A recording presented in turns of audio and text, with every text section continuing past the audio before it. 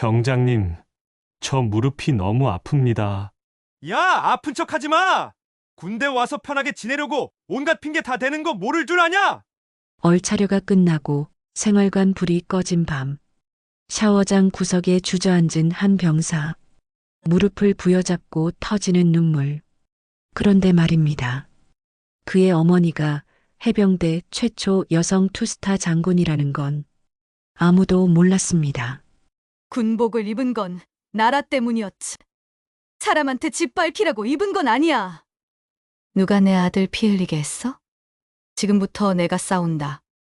지금부터 이 부대, 해병대 정신으로 다시 짠다.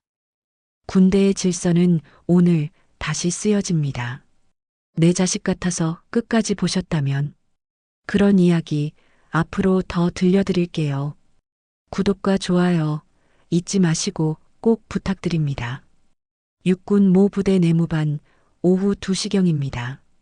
상병 윤승우는 침상에 누워 무릎을 감싸고 있었습니다. 지난주부터 시작된 통증이 점점 심해지고 있었죠. 걸을 때마다 무릎에서 뚝뚝 소리가 나고 허리까지 저려왔습니다. 밤에는 통증 때문에 잠을 이루기도 힘들었죠. 특히 아침에 일어날 때는 다리가 굳어져서 한참을 버텨야만 겨우 움직일 수 있었습니다. 야, 윤승우. 뭐하냐 거기서? 병장 김태훈의 목소리가 내무반 전체를 울렸습니다. 승우는 황급히 일어서려 했지만 무릎이 제대로 펴지지 않았습니다. 아픈 다리를 억지로 움직이려니 식은땀까지 났죠. 다른 동기들은 이미 청소 준비를 하고 있었는데 승우만 홀로 침상에서 벗어나지 못하고 있었습니다. 잠깐만요, 병장님. 무릎이? 잠깐만이 뭐야? 청소 시간인데 누워있으면 어떻게 해? 다른 놈들은 다 일어났는데 너만 왜 이래? 태우는 승우에게 다가와 침상을 발로 찼습니다. 승우는 비틀거리며 겨우 일어섰죠. 무릎에 체중이 실리는 순간 찌릿한 통증이 온몸을 관통했습니다. 얼굴이 일그러지는 걸 감추려 했지만 고통은 숨길 수 없었습니다. 병장님, 무릎이 정말 아파서요. 어제부터 더 심해졌는데. 아프면 의무실까지. 왜 여기서 꾀병이야?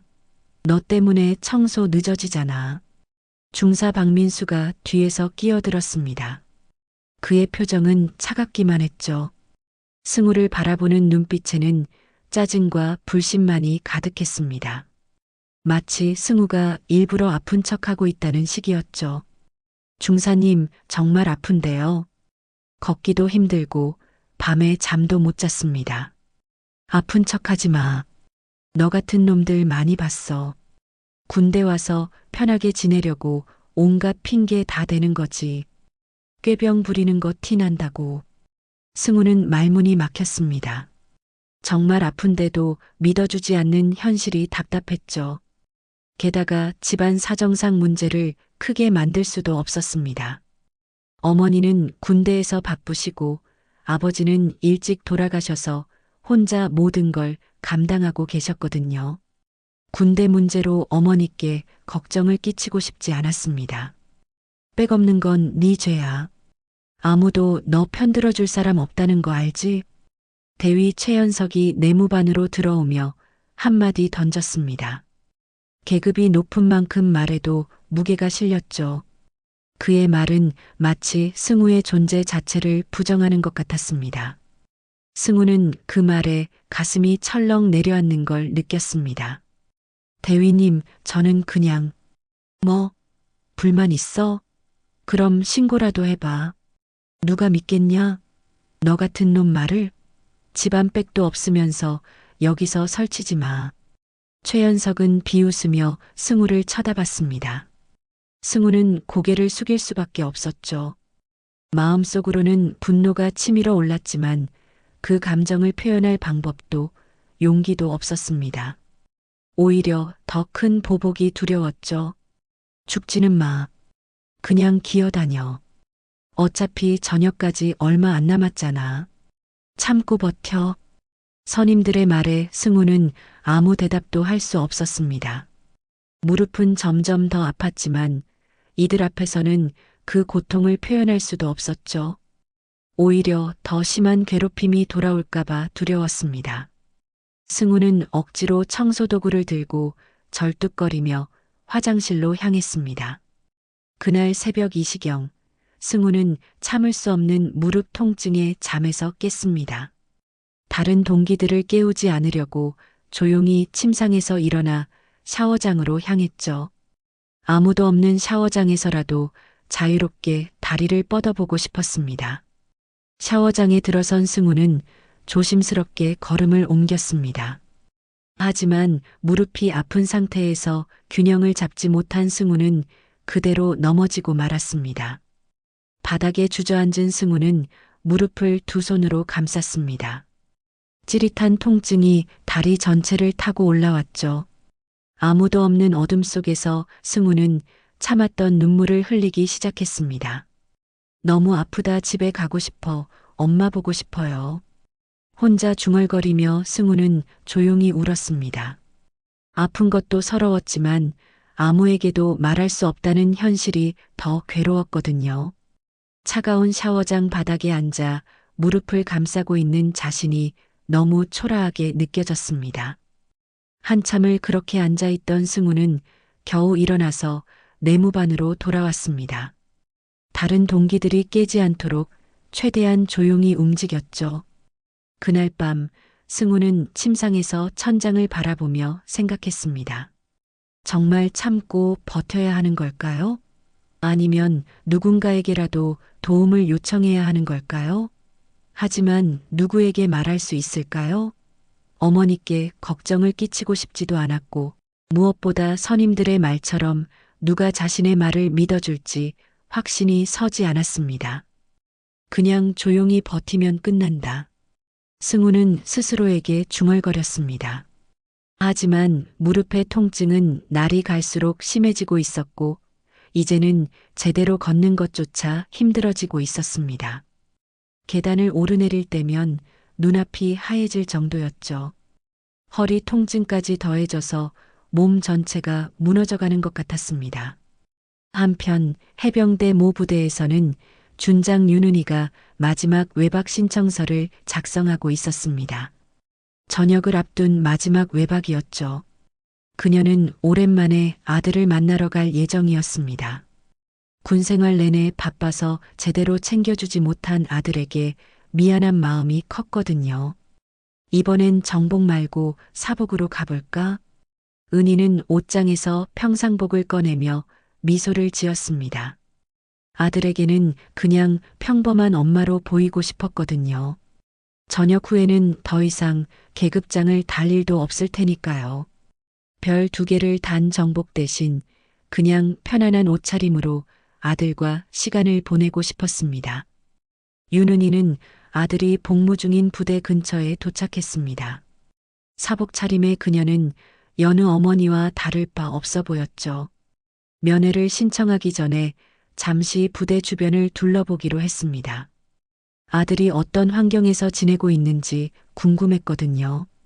수십 년간 군 생활을 해왔지만 일반 병사들의 생활을 부모 입장에서 바라보는 건 처음이었습니다. 커피나 한 잔 마시면서 생각을 정리해 볼까? 부대 정문에서 조금 떨어진 곳에 있는 카페로 향했습니다. 별빛 카페라는 소박한 간판이 걸린 작은 가게였죠. 창가 자리에 앉아 따뜻한 아메리카노를 주문했습니다. 밖으로는 부대 담장이 보였고 간간히 군복을 입은 장병들이 지나다녔습니다. 은희는 그들을 보며 아들 생각에 잠겼습니다. 혹시 저 중에 승우와 함께 생활하는 동기들이 있을까요? 카페는 조용했습니다. 평일 오후라 손님도 많지 않았죠. 은희는 창밖을 바라보며 저녁 후의 계획을 생각해 봤습니다. 그동안 바빠서 제대로 챙겨주지 못한 아들과 많은 시간을 보내고 싶었거든요. 승우가 전역하면 함께 여행도 가고 맛있는 것도 많이 해주고 싶었습니다. 잠시 후 화장실을 다녀오려고 자리에서 일어났는데 카페 뒷문 쪽에서 목소리가 들려왔습니다. 화장실로 가는 길목이었죠. 처음에는 신경 쓰지 않았는데 대화 내용이 점점 귀에 들어왔습니다. 흰 가운을 입은 두 사람이 담배를 피우며 이야기하고 있었거든요. 윤승우, 걸개 무릎 다 나갔다던데.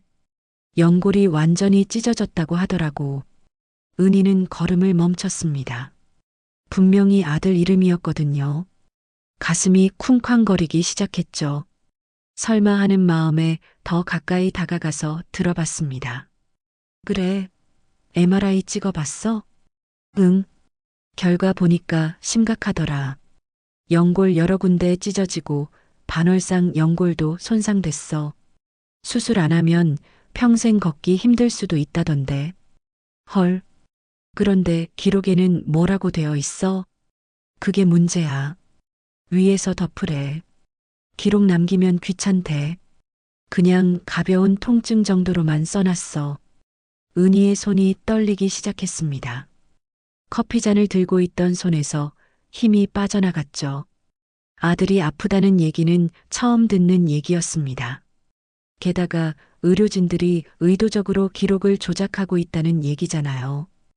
허리는 어때? 디스크 의심된다던데. 그것도 마찬가지지. 추간판 탈출증 의심 소견 나왔는데 정밀 검사 안 하기로 했다고. 어차피 얼마 안 남았다면서. 그럼 그 병사는 계속 아픈 채로 있는 거야? 뭐 어쩌겠어. 윗선에서 그러라는데. 우리가 뭘 할 수 있겠냐? 은희는 벽에 기대서서 숨을 고르려 했습니다.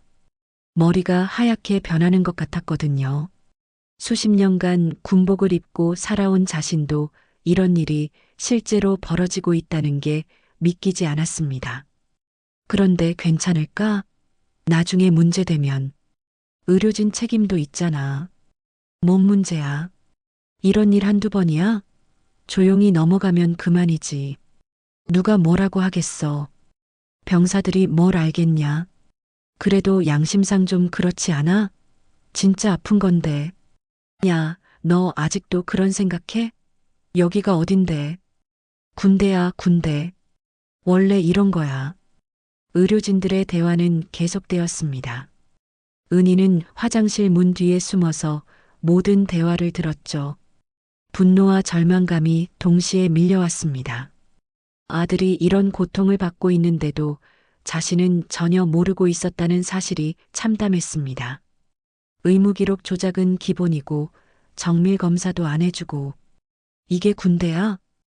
은희는 주먹을 꽉 쥐었습니다.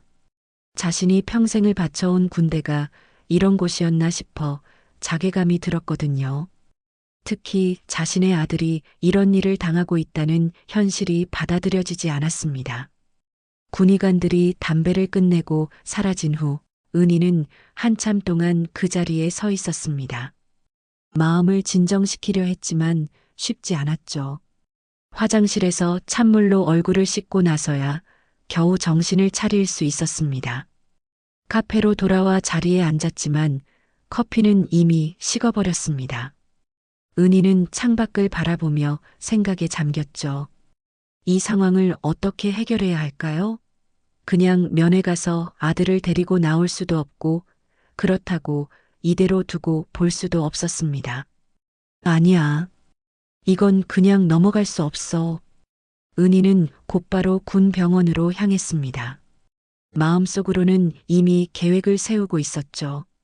사복을 입고 있지만 자신은 여전히 현역 준장이었으니까요. 군 병원에 도착하자 규모가 제법 큰 것을 확인할 수 있었습니다. 3층 건물에 각종 진료과가 다 있었거든요.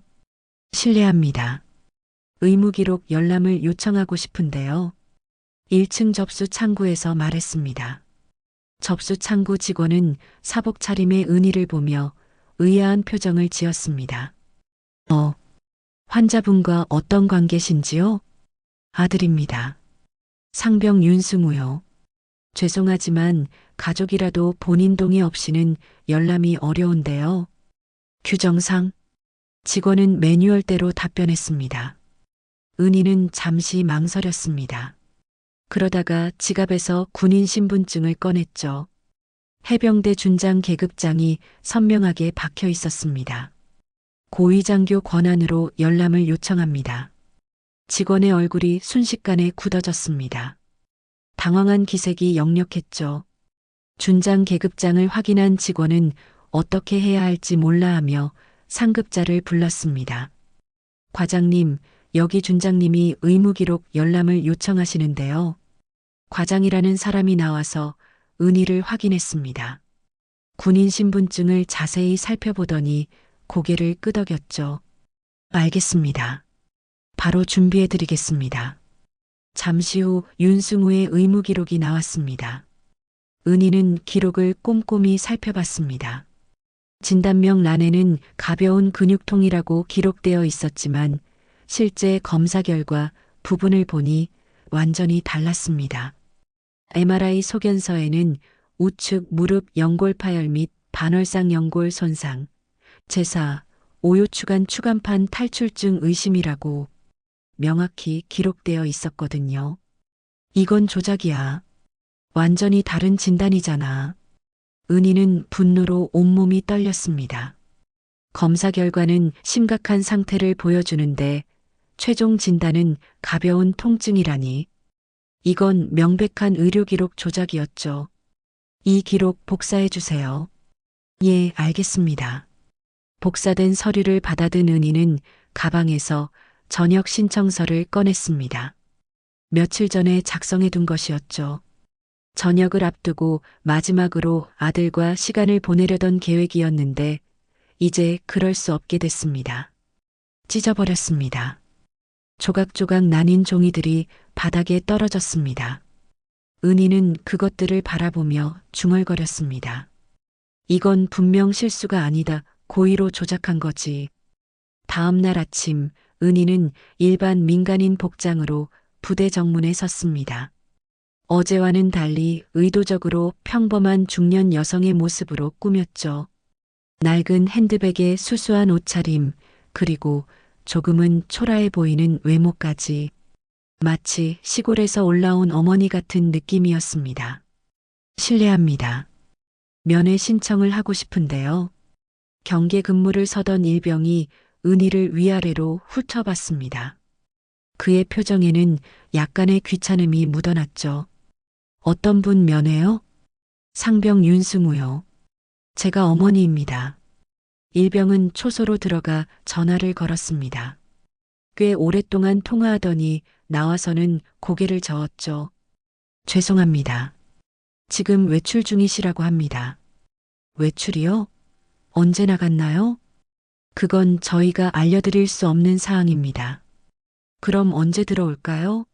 멀리서 왔는데요. 확실하지 않습니다. 늦어질 수도 있어요. 이때 중사 박민수가 초소에서 나왔습니다. 은희를 한번 쳐다보더니 일병과 이야기했죠. 뭔 일이에요? 윤승우 어머니신데 면회 신청하셨어요. 아, 윤승우요? 지금 단체 훈련 중입니다. 며칠 동안 연락도 안 될 거예요. 중사의 말은 일병과 달랐습니다. 방금 전에는 외출이라고 했는데 이번에는 단체 훈련이라고 하는 거죠. 단체 훈련이요? 아까는 외출 중이라고 하셨는데? 아, 그게 단체 외출 훈련이에요. 부대 밖에서 하는 훈련이라서. 박민수가 당황하며 얼버무렸습니다. 은희는 더욱 의심스러워졌죠. 그럼 언제 끝나나요? 글쎄요. 일주일 정도 걸릴 수도 있고요. 일주일이나요? 그럼 연락도 못 한다는 뜻인가요? 네, 훈련 중에는 외부 연락이 통제되거든요. 은희는 이상함을 느꼈습니다. 완전히 차단하는 경우는 거의 없었거든요. 그런데 제가 어제 이 근처 카페에서 군의관들이 이야기하는 걸 들었는데요. 제 아들이 무릎이 많이 상했다고 하더라고요. 박민수의 표정이 순간적으로 변했습니다. 그런 이야기를요? 네, 연골이 파열되고 허리 디스크 의심 소견도 있다고 하던데 그런 상태에서 단체 훈련이 가능한가요? 그건 저희가 판단할 문제가 아니고. 박민수는 말을 제대로 잇지 못했습니다. 이때 대위 최연석이 나타났죠. 무슨 일이에요? 윤승우 어머니라는 분인데요. 최연석은 은희를 보더니 예의상 인사했습니다. 아, 그러시군요. 무슨 일로 오셨나요? 아들을 만나고 싶어서요. 그런데 훈련 중이라고 하시네요. 아, 네. 지금 중요한 훈련 중이라서 면회가 어려운 상황입니다. 언제쯤 가능할까요? 글쎄요. 훈련 일정상 당분간은 어려울 것 같은데요. 최연석은 표면상 정중하게 답했지만 구체적인 답변은 피했죠. 그런데 아들이 아프다는 얘기를 들어서 걱정이 되는데요. 아프다고요? 건강상 문제는 없을 텐데요. 어제 이 근처에서 군의관들이 얘기하는 걸 들었거든요. 최연석과 박민수가 서로 눈빛을 주고받았습니다. 혹시 잘못 들으신 건 아닌가요? 의료진들이 그런 이야기를 밖에서 할 리는 없을 텐데요. 분명히 제 아들 이름을 말하던데요. 그렇다면 확인해 보겠습니다. 일단 오늘은 돌아가시는 게 어떨까요? 최연석이 정중하지만 단호하게 말했습니다. 그럼 내일 다시 와도 될까요? 내일도 훈련이 계속될 것 같은데요. 연락을 드리겠습니다. 은희는 더 이상 얻을 정보가 없다는 걸 깨달았습니다. 알겠습니다. 그럼 연락 기다리겠습니다. 은희가 돌아서서 걸어가자 뒤에서 작은 목소리들이 들려왔습니다. 저런 아줌마들이 제일 골치 아파. 군대도 잘 모르면서 왜 이렇게 따져 물어보냐. 그러게. 아들이 좀 힘들다고 하니까 난리도 아니네. 요즘 부모들이 다 그래. 의무관들 얘기 들었다는 게 진짜일까? 설마. 그냥 지어낸 소리겠지. 관심 끌려고. 그런데 혹시 모르니까 조심해야 할 것 같은데. 뭘 조심해. 어차피 민간인이 뭘 어떻게 하겠어. 은희는 걸음을 멈추고 그들의 대화를 들었습니다. 분노가 치밀어 올랐지만 참았죠. 아무튼 윤승우 그놈 때문에 골치 아프네. 맨날 아프다고 징징거리고. 그래도 조용히 처리는 해야지. 괜히 문제 커지면 우리만 손해야. 당분간 면회 차단하고 조용히 넘어가자. 어차피 얼마 안 남았잖아. 은희는 모든 걸 들었습니다. 이들이 의도적으로 아들을 괴롭히고 있다는 확신이 섰죠. 주차장에서 차 안에 앉아 은희는 생각했습니다. 단순히 감정적으로 접근해서는 안 된다는 걸 알았어요. 이들은 조직적으로 움직이고 있었고 자신도 그에 맞는 전략이 필요했습니다. 근처 모텔을 잡고 들어간 은희는 트렁크에서 해병대 정복을 꺼냈습니다. 별 2개가 달린 견장을 보며 마음을 다잡았죠. 좋아. 엄마로 안 된다면 장군으로 간다. 다음 날을 위한 철저한 준비가 필요했습니다. 이번에는 그들이 절대 무시할 수 없는 모습으로 나타날 것이었거든요. 은희는 정복을 정성스럽게 다림질하고 계급장과 각종 휘장들을 점검했습니다.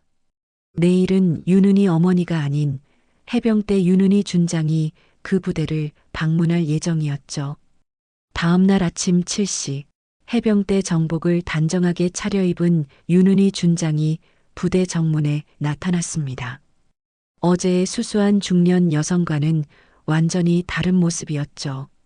정복에 빛나는 별 2개, 그리고 해병대 특유의 위험 있는 자세까지. 명찰 아래 선명한 별 2개가 아침 햇살에 반짝였습니다. 경계 근무를 서던 일병은 멀리서 다가오는 은희를 보고 깜짝 놀랐습니다. 준장 계급장이 눈에 들어왔거든요. 중사님, 해병대 준장님이 오십니다. 일병의 목소리가 떨렸습니다. 박민수 중사가 황급히 나와서 은희를 확인하고는 얼굴이 하얗게 변했죠. 저분이 진짜 해병대 투스타라고? 일병이 믿기지 않는다는 표정으로 물었습니다. 어제 그 아줌마가 장군이었다고? 박민수는 떨리는 목소리로 중얼거렸습니다. 순간 어제 자신들이 한 말과 행동들이 머릿속을 스쳐 지나갔죠. 부대 안이 순식간에 발칵 뒤집혔습니다. 준장 방문 소식이 전파되자 모든 간부들이 패닉 상태에 빠졌거든요. 준장님이 왜 갑자기 사전 연락도 없이 오시다니. 혹시 감찰인가? 간부들은 서로 수군거리며 당황했습니다. 특히 어제 은희와 대화했던 이들은 더욱 긴장했죠. 경례. 박민수가 다급하게 소리쳤습니다. 초소 주변에 있던 모든 병사들이 일제히 차렷 자세를 취했죠. 은희는 당당하게 걸어와서는 경례를 받았습니다. 해병대 윤은희 준장입니다. 이제 신원 확인되시겠습니까? 은희의 목소리는 차분하면서도 위험이 있었습니다. 박민수는 군인 신분증을 확인하고는 더욱 당황했죠. 예, 확인됐습니다. 이때 최연석 대위가 급하게 뛰어나왔습니다. 뒤이어 다른 간부들도 하나둘 모여들었죠. 모두들 긴장한 표정이었습니다. 준장님, 사전에 연락을 주셨다면 어제 분명히 왔었는데 제 아들이 훈련 중이라고 하시더군요. 최연석의 얼굴이 창백해졌습니다. 어제 그 여성이 준장이었다는 사실을 이제야 깨달은 거죠. 그때는 저희가 몰랐습니다. 제가 분명히 윤승우 어머니라고 했는데 외출 중이니 단체 훈련 중이니 하면서 계속 말을 바꾸시더군요. 박민수와 최연석은 서로 눈빛을 주고받으며 당황했습니다. 어제의 거짓말들이 모두 들통난 상황이었죠. 한편 간부 숙소에서는 긴급 회의가 열리고 있었습니다. 이거 완전 망했다. 어떻게 할 거야? 김태훈 병장이 떨리는 목소리로 말했습니다. 투스타가 직접 왔다는 건 뭔가 냄새 맡은 거 아니야? 어제 우리가 한 말들 생각해봐. 완전 개판으로 대했잖아. 특히 대위님, 아줌마라고 무시하면서. 최연석은 머리를 감쌌습니다. 시발, 왜 윤승우, 그놈이 엄마 계급을 말 안 했냐고.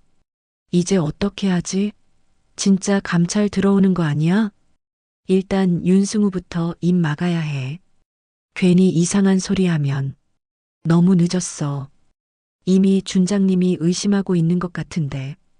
간부들은 서로를 탓하며 대책을 찾으려 했지만 뾰족한 수가 없었습니다. 윤승우 의무 기록도 문제야. 혹시 그것도 들통나면 그건 절대 안 돼. 그것까지 터지면 우리 다 끝이야. 일단 모른 척하자. 그냥 실수였다고. 실수로 통할 것 같아? 투스타가 바보인 줄 알아? 간부들의 목소리는 점점 절망적이 되어갔습니다. 한편 내무반에서는 승우에게 전화가 왔습니다. 윤승우, 당장 정문으로 나와. 김태훈 병장의 목소리였습니다. 승우가 서둘러 준비하려 하자 박민수 중사가 나타났죠. 야, 윤승우. 네, 중사님. 너 엄마가 투스타인 거 왜 얘기 안 했어? 박민수의 목소리에는 분노가 섞여 있었습니다. 그게 무슨... 지금 너 엄마가 해병대 준장으로 와 있어. 왜 미리 말 안 했냐? 승우는 깜짝 놀랐습니다. 어머니가 정복을 입고 왔다는 얘기였거든요. 저는 몰랐습니다. 몰랐다고? 내 엄마가 장군인데 몰랐다고? 최연석 대위도 나타나서 승우를 노려봤습니다. 이거 완전히 우리를 엿먹인 거 아냐? 왜 진작 말 안 했어? 정말 몰랐습니다. 엄마가 군인인 건 알았지만 계급은... 지금 어떻게 할 거야? 준장님이 화나 계시는데. 승우는 머리가 하얗게 변했습니다. 어머니가 이런 모습으로 오실 줄은 전혀 예상하지 못했거든요. 빨리 나가서 잘 처리해. 괜히 우리까지 곤란하게 하지 말고. 승우는 절뚝거리며 정문으로 향했습니다. 마음은 복잡했죠. 어머니를 만나는 것은 반가웠지만 이런 상황이 부끄럽기도 했습니다. 정문에 도착한 승우는 장군 정복을 입은 어머니를 보고 깜짝 놀랐습니다. 평소에 본 적 없는 위험 있는 모습이었거든요. 엄마, 승우야. 은희는 아들의 절뚝거리는 모습을 보며 가슴이 아팠습니다. 죄송합니다, 엄마. 승우가 고개를 숙였습니다. 뭐가 죄송하다는 거니? 이런 모습 보여드려서요. 저도 군인인데 엄마께 멋진 모습을 보여드려야 하는데. 승우의 목소리가 떨렸습니다. 어머니가 높은 계급의 군인이라는 걸 이제야 제대로 알게 된 상황에서 자신의 초라한 모습이 부끄러웠거든요. 왜 미리 말하지 않았어? 군대에서 괴롭힘 당하고 있는 것 같은데. 그게, 승우는 망설였습니다. 솔직히 말해봐. 나 말고도 이렇게 고통받는 동기들이 많아요. 나만 엄마가 같은 군인이라고 특별 대우 받는 것도 그렇고, 엄마에게도 창피한 아들 같아서요. 승우의 말에 은희는 가슴이 아팠습니다. 아들이 혼자서 모든 걸 감당하려고 했다는 것을 알 수 있었거든요. 그런 생각은 하지 마라. 내가 창피한 게 아니야. 하지만 잘못된 건 너를 괴롭힌 놈들이야. 내가 참을 일이 아니었어. 군대가 군대다워야지 군인 정신도 하나도 없는 것들이 감히. 이때 후임병 김정민이 조심스럽게 다가왔습니다. 준장님, 뭔가 제가 드릴 게 있습니다. 김정민은 주변을 살피더니 작은 쪽지를 은희에게 건넸습니다. 핸드폰에 영상 있습니다. 제 이름은 말하지 말아주세요. 은희는 쪽지를 받으며 고개를 끄덕였습니다. 들어가 있어. 엄마가 처리할 일이 있다. 엄마, 무슨 일인데요? 걱정하지 말고 들어가. 이제 모든 게 정리될 거야. 군대가 군대답도록 질서를 다시 바로 세워야지. 승우를 보낸 후 은희는 김정민을 조용한 곳으로 데리고 가서 영상을 확인했습니다. 화면에는 최연석, 박민수, 김태훈이 승우를 괴롭히는 장면이 선명하게 담겨 있었죠. 이놈들. 은희는 분노로 온몸이 떨렸습니다. 하지만 감정을 억누르고 냉정함을 유지했죠. 은희는 고개를 끄덕였습니다. 이제 해병대 정신으로 이 문제를 해결할 때가 왔습니다. 해병대는 물러서지 않는다. 부대가 다르면 어때? 내 아들이 쓰러진 그곳이 전장이니까. 진흙탕이더라도 아들이 있다면 난 뛰어든다. 은희는 김정민이 보여준 영상을 자세히 살펴봤습니다. 하지만 그 내용은 은희가 상상했던 것보다 훨씬 더 잔혹했습니다. 야, 윤승우. 무릎 아프다고? 그럼 더 아프게 해줄까? 최연석 대위가 승우의 다친 무릎을 발로 차는 장면이 나왔습니다. 승우는 고통으로 얼굴을 찡그렸지만 소리를 내지 못했죠. 백없는 건 네 죄야. 알겠어? 박민수 중사가 비웃으며 말했습니다. 선임들은 승우가 평범한 집안 출신이라고 생각하고 있었거든요.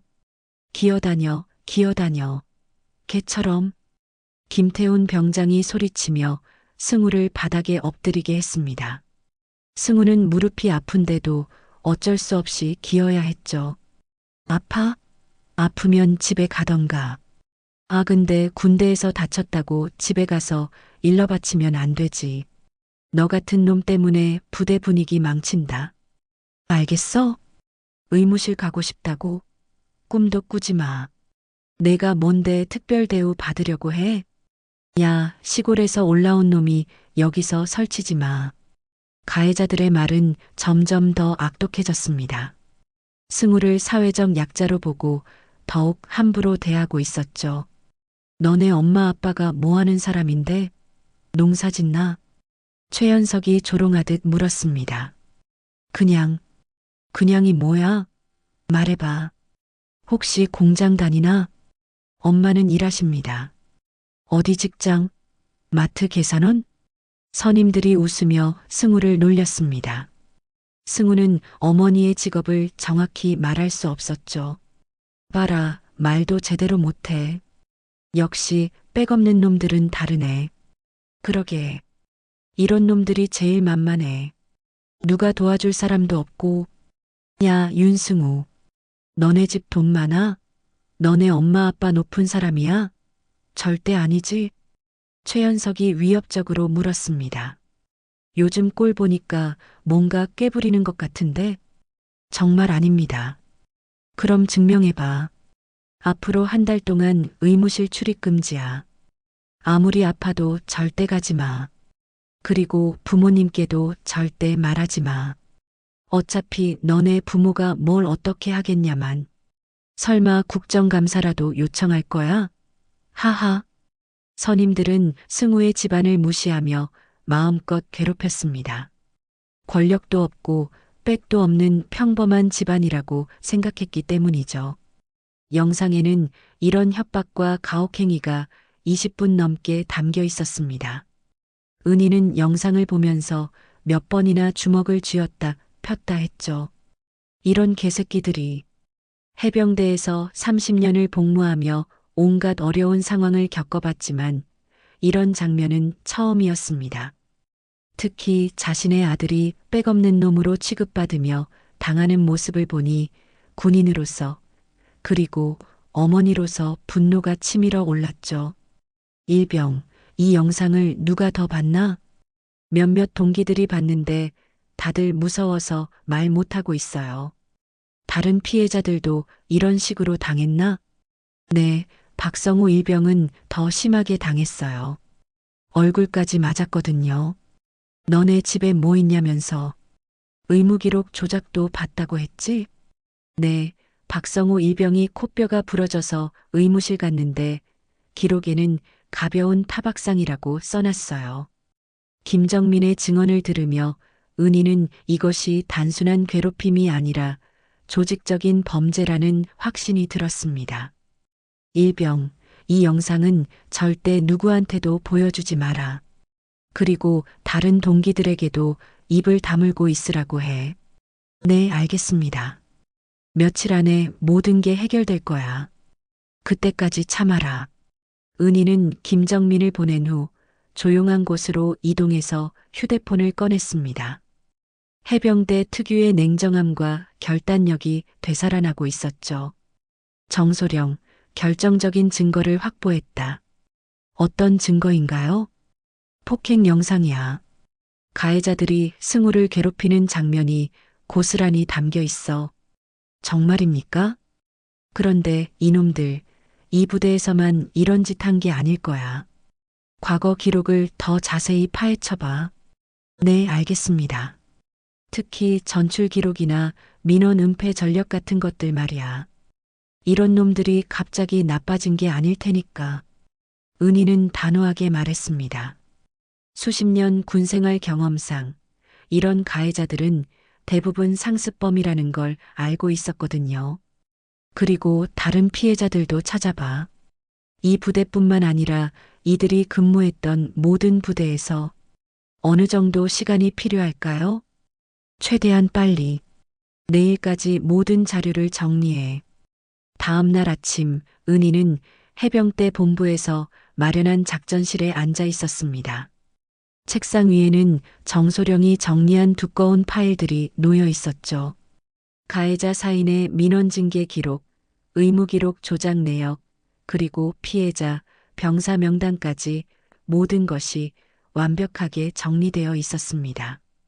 준장님, 모든 자료 정리가 완료됐습니다. 정소령이 보고했습니다.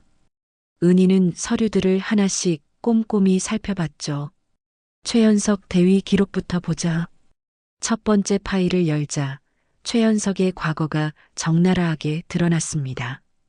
2019년 부대에서 신병을 상대로 한 가혹행위, 2021년 부대에서의 후임 괴롭힘 사건, 2023년 부대에서의 병사 폭행 의혹까지 총 5건의 민원이 접수됐지만 모두 은밀히 처리됐고 징계 대신 전출로 마무리됐었죠. 이 새끼 완전히 부대를 옮겨다니며 괴롭힘을 일삼아왔네. 네, 그리고 박민수 중사도 마찬가지입니다. 박민수의 기록도 끔찍했습니다. 2020년부터 시작된 후임 괴롭힘, 신병 가혹행위, 의무기록, 조작 개입 의혹까지. 특히 의무기록 조작의 경우 3차례나 의혹이 제기됐지만 모두 증거 불충분으로 덮어졌었죠. 김태훈 병장은 이미 2번의 징계 기록이 있습니다. 하지만 모두 경고나 근신 같은 가벼운 처분으로 끝났어요. 은희는 서류를 보며 분노가 치밀어 올랐습니다. 이들이 얼마나 조직적으로 그리고 오랫동안 이런 짓을 해왔는지 알 수 있었거든요. 피해자 명단은 총 8명입니다. 확인된 것만 해도요. 정소령이 또 다른 파일을 펼쳤습니다. 거기에는 피해자들의 이름과 당한 피해 내용, 그리고 가족 연락처까지 상세히 정리되어 있었어요. 병장 김민호 마이너스 안면 폭행으로 코뼈 골절 하지만 의무 기록에는 가벼운 타박상으로 기재. 상병 이준영 마이너스 지속적인 얼차려로 허리 부상, 의무 기록에는 근육 피로로 기재. 일병 박성호 마이너스 가혹행위로 인한 우울증 증세, 의무 기록에는 정상으로 기재. 리스트는 계속 이어졌습니다. 모든 피해자들의 실제 상태와 의무 기록이 전혀 다르게 조작되어 있었죠. 이건 단순한 괴롭힘이 아니야. 조직적인 범죄네. 은희는 마지막으로 김정민이 제공한 영상 파일을 다시 한번 확인했습니다. 20분 분량의 영상에는 가해자들의 얼굴과 목소리, 그리고 가혹행위 장면이 선명하게 담겨 있었어요. 이 정도면 충분해. 국방부 감찰실에 정식 보고서를 제출한다. 어떤 제목으로 하시겠습니까? 은희는 잠시 생각했습니다. 이것은 단순한 신고가 아니었어요. 군 전체의 썩은 부분을 도려내는 수술 같은 작업이었죠. 응징 작전 요청서로 해. 응징 작전이요? 그래. 이건 그냥 처벌이 아니야. 앞으로 이런 일이 다시는 일어나지 않도록 하는 응징이지. 은희는 정소령에게 지시했습니다. 국방부 감찰실에 연락해서 긴급 면담을 요청해. 오늘 안에 직접 가서 이 자료들을 전달할 거야. 네, 알겠습니다. 은희는 주먹을 꽉 쥐었습니다. 이들이 얼마나 오랫동안 얼마나 많은 병사들을 괴롭혀왔는지 알 수 있었거든요. 가족들 연락처도 확보했나? 네, 모두 확보했습니다. 은희는 이제 모든 준비가 끝났다고 생각했습니다.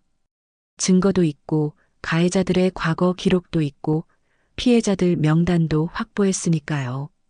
이제 이놈들이 어떤 놈들인지 다 알았어. 상습적으로 조직적으로 이런 짓을 해온 거야. 은희는 부대를 바라보며 결심을 다졌습니다. 해병대 정신으로 이 부조리를 반드시 척결하겠다는 의지가 불타올랐죠.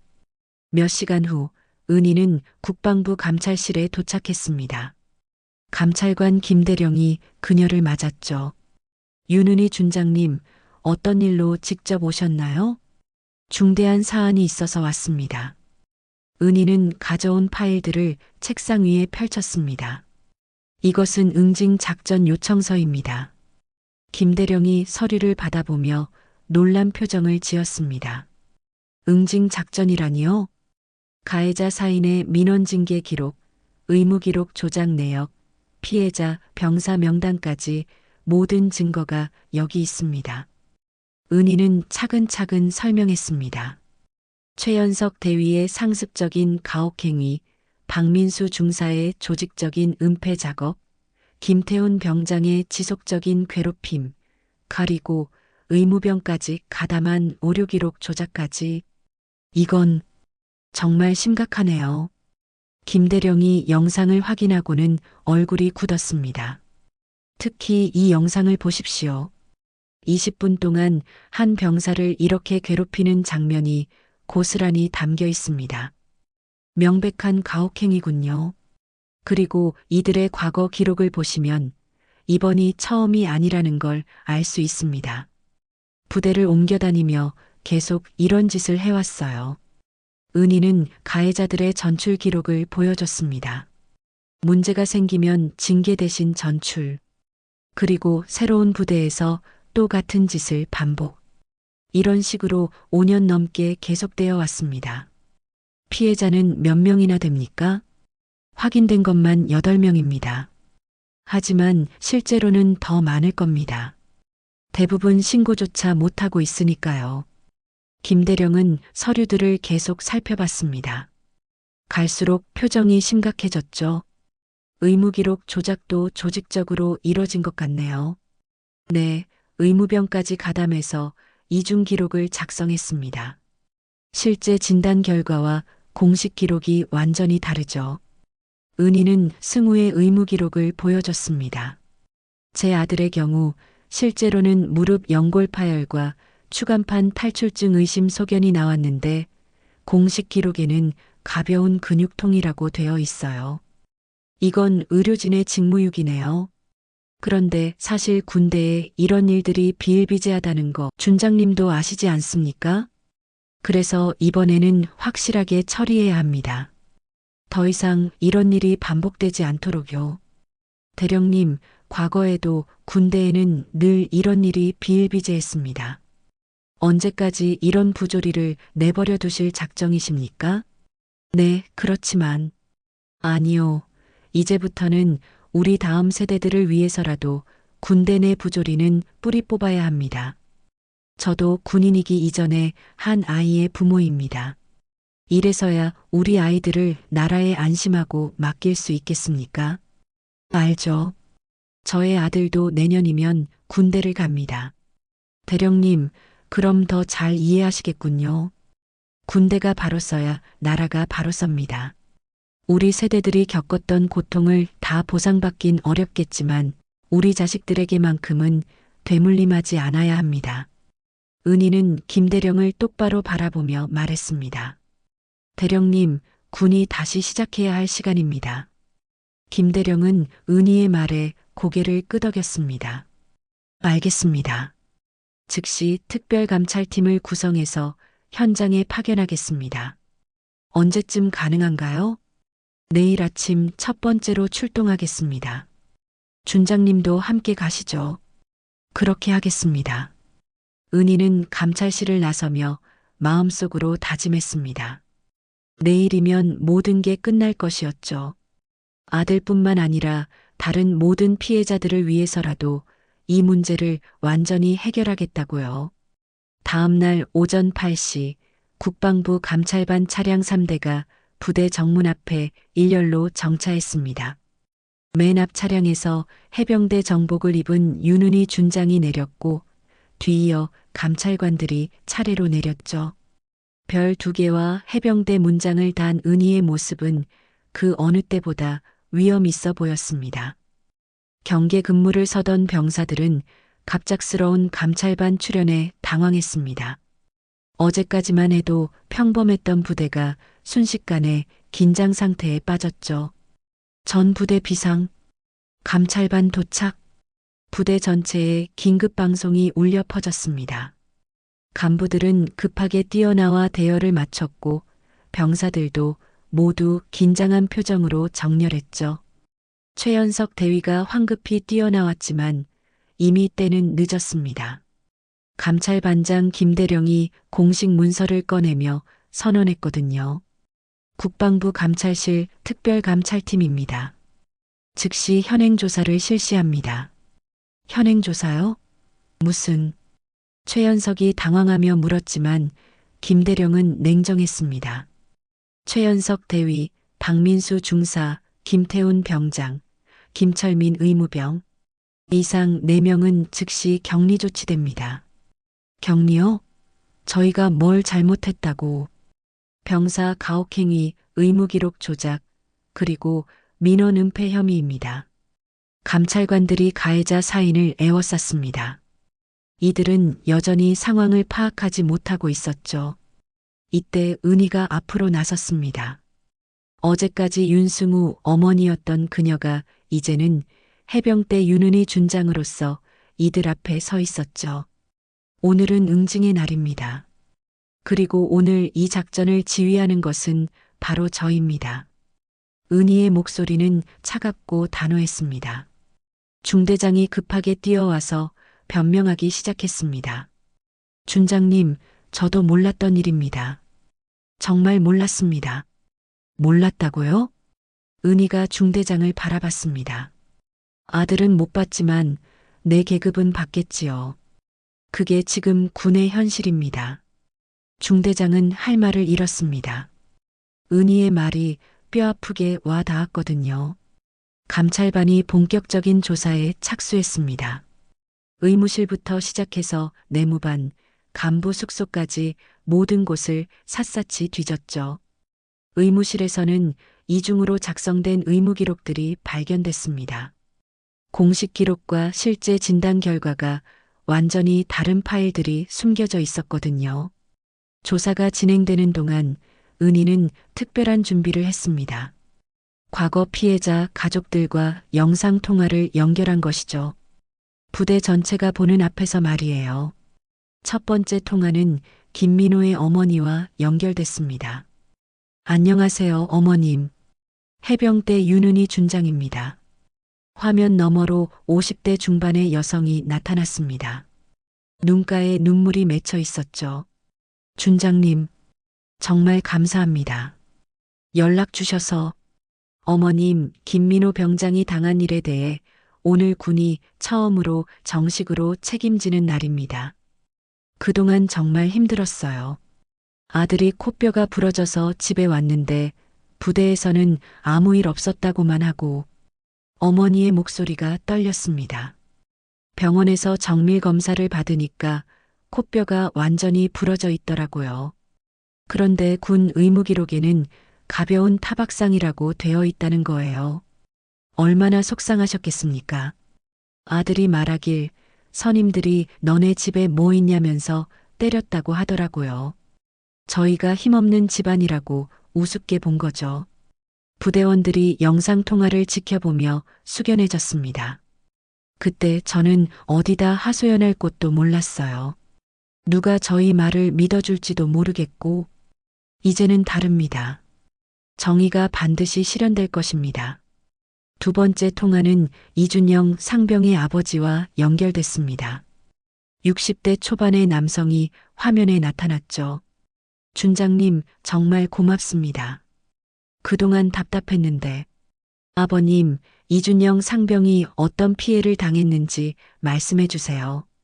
아들이 허리를 다쳤어요. 선임들이 계속 얼차려를 시켜서 허리가 나갔다고 하더라고요.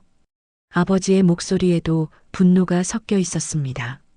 민간병원에서 검사받으니까 추간판이 튀어나왔다고 하는데 군에서는 근육 피로라고만 기록해놨더라고요. 그때 부대에 연락하셨나요? 네, 했죠. 그런데 간부들이 아들이 거짓말하는 것 같다. 요즘 젊은 애들이 다 그렇다면서 오히려 저희를 이상한 사람 취급했어요. 정말 화가 나셨겠습니다. 저는 그냥 평범한 회사원입니다. 군대에 아는 사람도 없고 힘도 없고 그래서 그냥 참았어요. 아들한테 미안해서.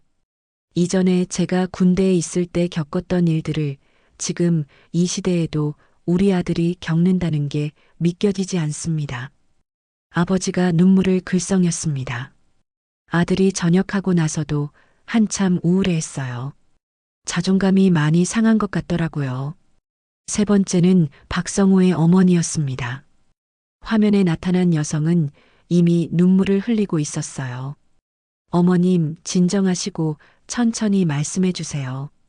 성우가 군대에서 정말 많이 힘들어했어요. 전화할 때마다 울먹이는 소리가 나더라고요. 어떤 일을 당했나요? 선임들이 맨날 때리고 욕하고 시골뜨기가 여기서 뭘 하냐면서 무시했대요. 어머니가 흐느끼며 말했습니다. 아들이 우울증까지 생겼어요. 전역하고 나서도 한 달 넘게 집에서 나오지도 않고 정신과 치료도 받았거든요. 군에서는 뭐라고 했나요? 아무 문제 없다고 했어요.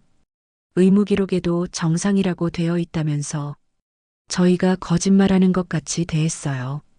그때 얼마나 절망스러우셨을까요? 정말 막막했어요.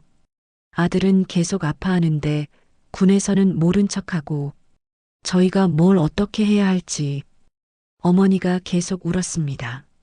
지금도 성우가 완전히 회복된 건 아니에요. 여전히 치료받고 있거든요. 그런데 군에서는 아무 책임도 지지 않겠다는 시기였어요. 영상통화를 지켜보던 부대원들은 모두 숙연해졌습니다. 그동안 얼마나 많은 피해자들이 있었는지, 그리고 그 가족들이 얼마나 고통받았는지 생생하게 알 수 있었거든요.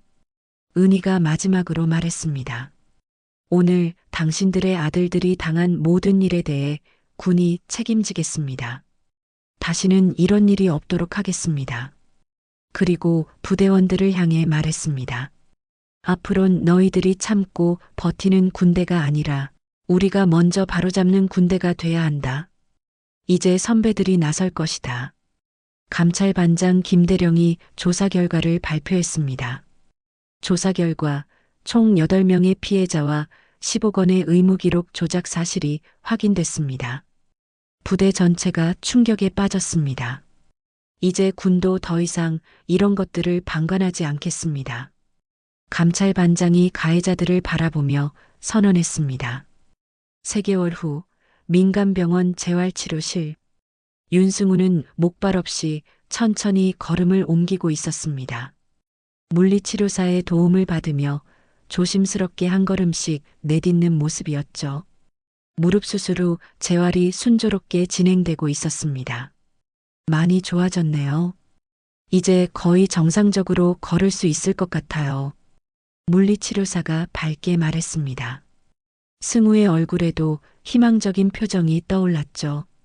정말 다행이에요. 한때는 평생 절뚝거려야 하는 줄 알았는데 꾸준히 치료받으신 덕분이에요. 그리고 무엇보다 마음이 편해지신 것 같아요. 승우는 고개를 끄덕였습니다. 그동안의 고통과 두려움에서 벗어나니 몸도 마음도 한결 가벼워진 느낌이었거든요. 치료를 마치고 나온 승우는 병원 로비에서 어머니를 만났습니다. 은희는 이제 군복이 아닌 편안한 사복 차림이었어요. 저녁 절차를 모두 마친 후였거든요. 어때? 오늘 치료는? 많이 좋아졌어요. 의사 선생님이 한 달 후면 완전히 정상으로 돌아올 수 있을 거라고 하시네요. 정말 다행이다. 은희는 안도의 표정을 지었습니다. 아들이 건강을 되찾는 모습을 보니 그동안의 모든 고생이 보람있게 느껴졌죠. 엄마, 커피 한잔 할까요? 그러자 모자는 병원 근처 카페로 향했습니다. 창가 자리에 앉아 따뜻한 커피를 마시며 이야기를 나눴죠. 그런데 엄마, 정말 전역하신 게 맞아요? 응, 어제 마지막 업무 정리까지 다 끝냈어. 은희는 미소를 지으며 대답했습니다. 왜요? 후회되세요? 아니야. 오히려 후련해. 은희는 창밖을 바라보며 말했습니다. 30년 동안 군복을 입고 살았는데 마지막에 정말 의미 있는 일을 할 수 있어서 좋았어. 그 사람들은 어떻게 됐어요? 승우가 조심스럽게 물었습니다. 최연석은 구속됐고 박민수와 김태우는 불구속 기소됐어. 의무병도 징계 처분받았고 다른 피해자들은요? 모두 제대로 된 치료를 받고 있어. 그리고 정신적 피해에 대한 보상도 진행 중이고 은희는 지난 3개월을 되돌아봤습니다. 감찰 이후 군 전체에 큰 변화가 일어났거든요. 병사 괴롭힘 신고 시스템이 강화됐고 의무기록 조작 방지를 위한 이중 검증 시스템도 도입됐죠. 엄마가 해내신 거예요. 내가 한 게 아니야. 김정민이 용기를 내서 영상을 찍어줬고 다른 동기들도 증언해줬기 때문에 가능했던 거야. 그래도 엄마가 없었다면. 승우는 어머니를 바라봤습니다. 그동안 자신이 얼마나 혼자 고민했는지, 그리고 어머니가 얼마나 든든한 존재인지 새삼 깨달았거든요. 엄마, 그때 왜 말하지 않았냐고 하셨잖아요. 응. 엄마한테 창피한 아들이 될까봐 두려웠어요. 엄마가 얼마나 훌륭한 군인인지 알고 있었으니까. 저도 당당하고 멋진 군인의 모습을 보여드리고 싶었는데 그러지 못해서 두려웠어요. 승우의 목소리가 떨렸습니다. 내가 창피한 게 아니라 그런 놈들이 창피한 거야. 그런 놈들은 진짜 군인이 아니야. 은희는 아들의 손을 잡았습니다. 앞으로는 힘든 일 있으면 혼자 감당하려 하지 마. 엄마가 있잖아. 네, 알겠어요. 이때 승우의 휴대폰에 메시지가 왔습니다. 김정민이 보낸 거였어요. 누구야? 김정민이요. 지금 저녁 준비 중인데 인사한다고 연락 왔어요. 그 친구한테도 정말 고마워. 용기 내서 도와줘서. 승우는 김정민에게 답장을 보냈습니다. 고마웠다는 메시지와 함께 앞으로도 좋은 관계를 유지하자는 내용이었죠. 다른 동기들은 어때? 많이 달라졌어요. 부대 분위기도 완전히 바뀌었고, 이제는 누구나 자유롭게 의무실도 가고, 아프면 제대로 치료받을 수 있어요. 그래야지. 은희는 흐뭇한 표정을 지었습니다. 그런데 엄마, 이제 뭐 하실 거예요? 글쎄, 우선은 너랑 여행이나 다닐까? 여행이요?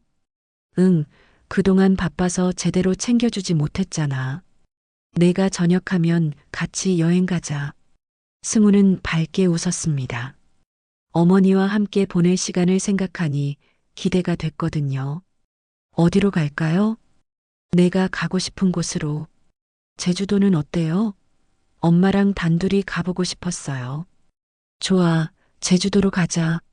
모자는 미래에 대한 계획을 세우며 즐거운 대화를 이어갔습니다. 저녁 무렵 은희는 집에 돌아와서 책상에 앉았습니다. 그리고 편지 한 장을 꺼내 읽어봤죠. 국방부에서 온 감사장이었습니다. 하지만 은희에게 더 소중한 건 다른 편지들이었어요. 피해자 가족들이 보낸 손편지들 말이죠. 김민호 어머니의 편지에는 이렇게 적혀 있었습니다. 준장님 덕분에 민호가 웃음을 되찾았습니다. 정말 감사합니다. 이준영 아버지의 편지도 있었어요. 준영이가 이제는 당당하게 군대 이야기를 할 수 있게 됐습니다. 준장님이 정의를 실현해 주셔서 감사합니다. 박성우 어머니의 편지는 더욱 감동적이었습니다. 성우가 다시 밝아졌어요. 준장님이 아니었다면 평생 트라우마를 안고 살았을 거예요. 은희는 편지들을 읽으며 뿌듯함을 느꼈습니다. 자신이 한 일이 정말 의미 있었다는 확신이 들었거든요. 마지막으로 은희는 새 편지지를 꺼내 펜을 들었습니다. 후배 장교들에게 남길 편지를 쓰기 위해서였죠. 오늘로 장군으로서 마지막 임무를 마칩니다. 군대란 누군가의 자식이 처음으로 세상과 싸우는 곳입니다. 그 싸움이 적이 아닌 내부의 괴롭힘이 되어선 안 됩니다. 이제 다시는 우리 아이들이 숨쉬는 것조차 조심스러워하지 않게 해주십시오. 편지를 다 쓴 은희는 창밖을 바라봤습니다. 아들이 곧 건강하게 전역할 것이고 다른 피해자들도 모두 회복하고 있었죠. 몇 달 후 승우가 집에 돌아왔습니다. 더 이상 절뚝거리지 않는 모습이었어요. 엄마, 저 이제 정말 괜찮아요. 승우가 바르게 서서 말했습니다. 은희는 아들을 바라보며 미소 지었습니다. 지금 막 군대에 들어온 너와 같은 젊은 친구들에게 더 이상 두려움이 아닌 자부심을 줄 수 있게 우리 선배들이 다시 시작해야지. 모자는 서로를 바라보며 웃었습니다. 긴 고통의 터널을 지나 마침내 밝은 내일을 맞이한 순간이었죠. 창밖으로는 따뜻한 봄바람이 불어오고 있었습니다.